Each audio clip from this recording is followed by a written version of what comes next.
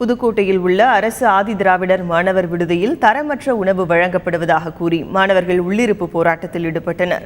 புதுக்கோட்டை அரசு மன்னர் கல்லூரியில் பயிலும் மாணவர்கள் அதன் அருகில் உள்ள அரசு ஆதிதிராவிடர் நல விடுதியில் தங்கியுள்ளனர்.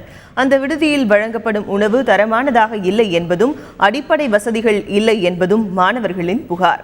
இதுகுறித்து அதிகாரிகளிடம் மாணவர்கள் பலமுறை மனு அளித்தும் நடவடிக்கை எடுக்காததால் இரவு மாணவர்கள் திடீரென உள்ளிருப்பு போராட்டத்தில் ஈடுபட்டனர். உணவு தரமற்ற இருப்பதாக கூறிய மாணவர்களுடன் அதிகாரிகள் பேச்சுவார்த்தை நடத்தினர். நடவடிக்கை எடுப்பதாக உறுதியளித்ததை தொடர்ந்து மாணவர்கள் உள்ளிருப்பு போராட்டத்தை கைவிட்டு கலைந்து சென்றனர். உணவுப் பொருட்கள் எங்களுக்கு சரியான முறையில் தரதில்லை.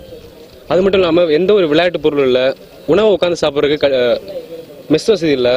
அது மட்டும் இல்லாமல் சுற்றுப்புறத்தை நீட்டாகவே பாதுகாக்கிறது இல்லை. நாங்கள் இதை பற்றி நிறையா தடவை ஆஃபீஸர்கிட்ட சொல்லிட்டோம். நாங்கள் ஸ்ட்ரைக் பண்ணால் யாரும் கேட்கறது கூட இல்லை. இது நாங்கள் பண்ணுறது 3வது ஸ்ட்ரைக்கு. யாரும் கேட்கறது இல்லை. சாப்பாடு பார்த்தீங்கன்னா எங்களுக்கு சாப்பாடு சரியே இல்லை. ரொம்ப மோசமாக இருக்குது.